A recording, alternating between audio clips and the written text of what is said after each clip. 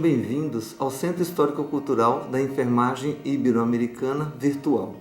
Meu nome é Fábio Soares de Mello, sou aluno de doutorado pelo Programa de Pós-Graduação e Gerenciamento em Enfermagem da Escola de Enfermagem da Universidade de São Paulo. Quero agradecer ao professor Dr. Genival pelo convite para participar do projeto de visibilidade do Centro Histórico-Cultural da Enfermagem Ibero-Americana, o qual está sob a sua coordenação acadêmica. Também, o professor Genival é líder do grupo de pesquisa História, Bioética e Legislação da Enfermagem, da Escola de Enfermagem da Universidade de São Paulo. Quero agradecer também aos pós-graduandos do Programa de Pós-Graduação em Gerenciamento em Enfermagem, especialmente aos doutorandos vinculados à História da Enfermagem, envolvidos nesse projeto. Hoje vou apresentar a vocês o acervo das roupas da enfermagem, expostas no Centro Histórico Cultural da Enfermagem Ibero-Americana, da Escola de Enfermagem da Universidade de São Paulo. No nosso Centro Histórico Cultural da Enfermagem Ibero-Americana, da Escola de Enfermagem da Universidade de São Paulo, há roupas ou indumentárias, se assim quisermos chamar, tanto de roupas de alunas quanto de professoras da nossa escola e de outras escolas, mais especificamente da Escola de Enfermagem da Cruz Vermelha Brasileira, filial do Estado de São Paulo. Mas essas roupas retratam e demarcam determinado contexto sociopolítico e cultural da época. Que época? Vamos mostrar as roupas das alunas de enfermagem na Escola de Enfermagem da Universidade de São Paulo, na década de 1940.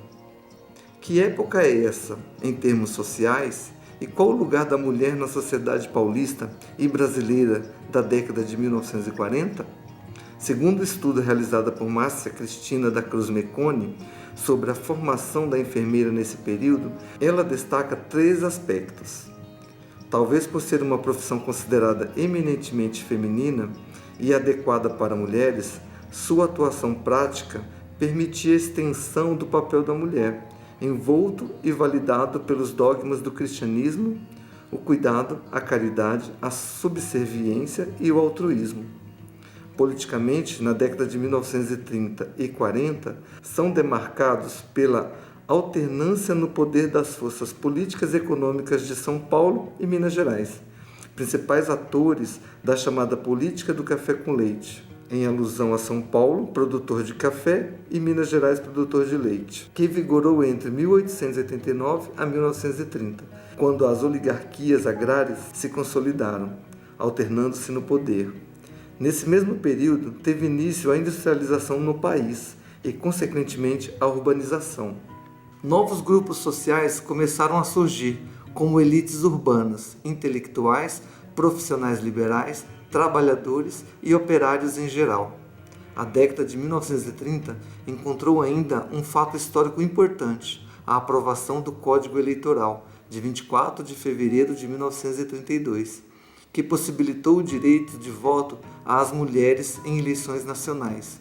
Entretanto, essa conquista tinha restrições, pois as mulheres casadas precisavam de autorização do marido para votar, e se fossem solteiras ou viúvas, precisavam provar ter renda própria. Restrições eliminadas no Código Eleitoral de 1934. Outro fato histórico marcante no contexto das décadas de 1930 e 40 era a política de boa vizinhança entre Brasil e Estados Unidos.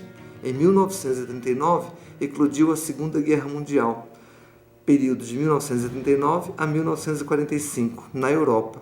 Logo, quando os Estados Unidos da América entraram na guerra, em 1941, o Brasil acabou se envolvendo no conflito armado. A política da época pautava-se nos preceitos da ditadura estadonovista da era Vargas.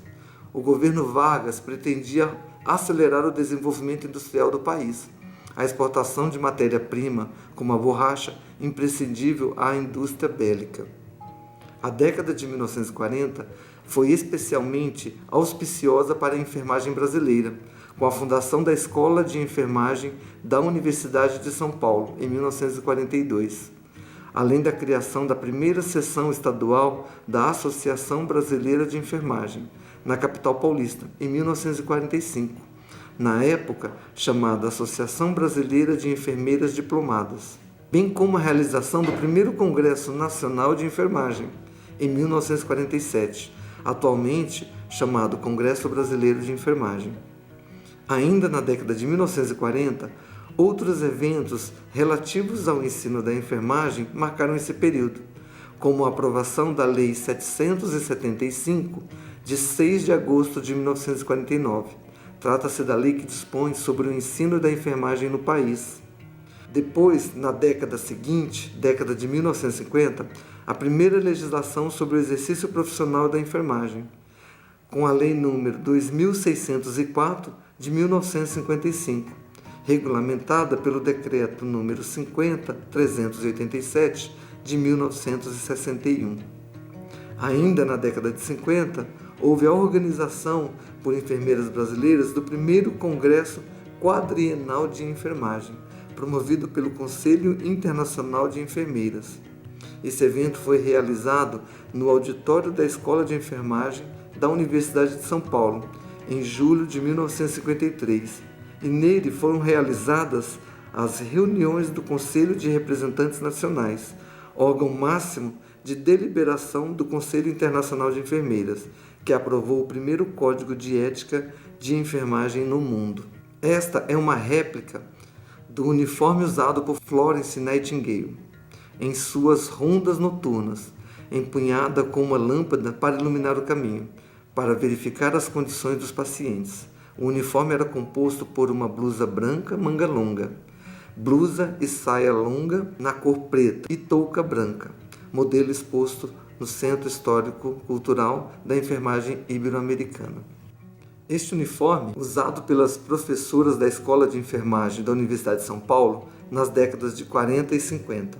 O uniforme era composto por vestido branco, capa azul com forro vermelho e touca. Este modelo está exposto na entrada principal da instituição. Este uniforme era usado pelas estudantes do curso de enfermagem da Escola de Enfermagem da Universidade de São Paulo nas décadas de 40 a 60.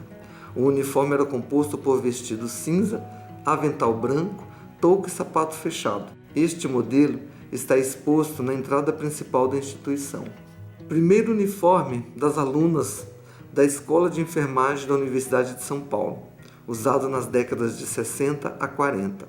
Era composto por vestido azul marinho e avental branco, liso com 2 bolsos. Os sapatos deveriam ser brancos, de amarrar e meias de nylon cor da pele. Os cabelos eram presos por uma rede da mesma cor do cabelo. Esta indumentária era completada por uma touca engomada, modelo oficial próprio da Escola de Enfermagem da Universidade de São Paulo.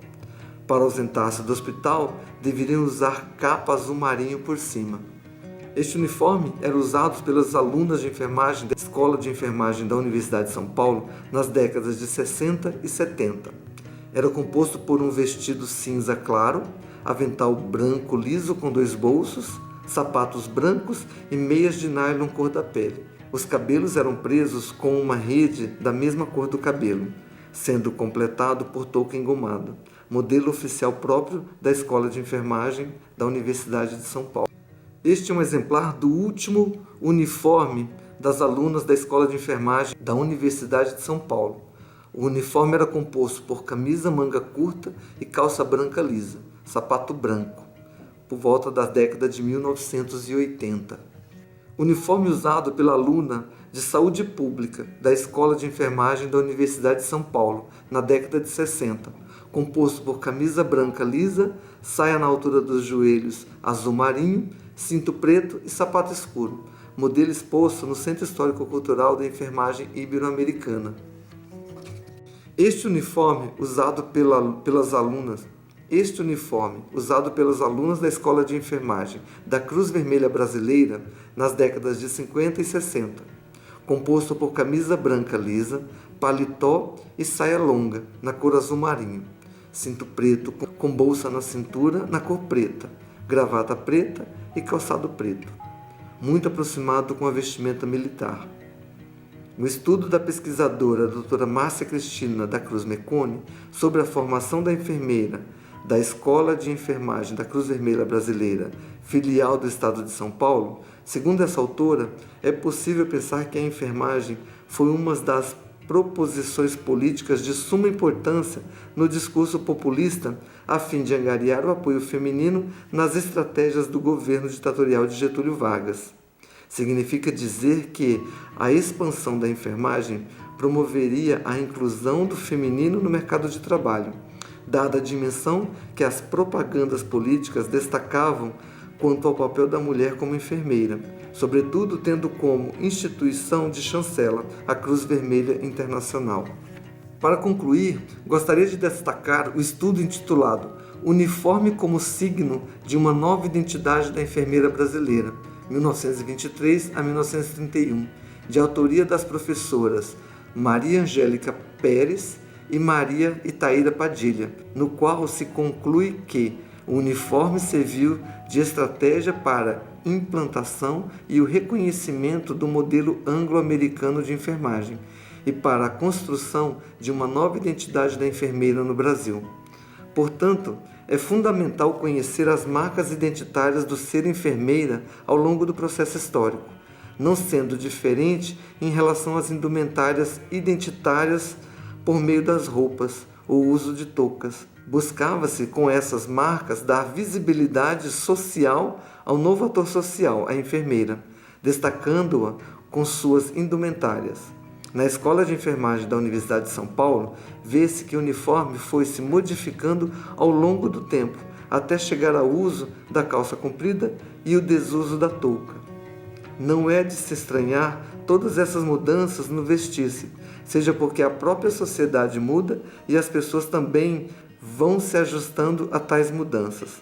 Fica o convite a todos que apreciem o valor das roupas de época na enfermagem, para que conheçam as vitrines com os manequins, as roupas das alunas e das professoras, não só da nossa escola de enfermagem da Universidade de São Paulo, mas também de outras escolas, como a Escola da Cruz Vermelha, cujos distintivos eram bem próprios, um uniforme militar, podemos dizer. Fica o convite para que visitem e conheçam o Centro Histórico-Cultural da Enfermagem Ibero-Americana, no primeiro andar do prédio da Biblioteca Wanda de Aguiar Horta, da Escola de Enfermagem da Universidade de São Paulo. Vamos conhecer melhor e apreciar outras exposições além das roupas, como objetos do cuidado. Sejam bem-vindos!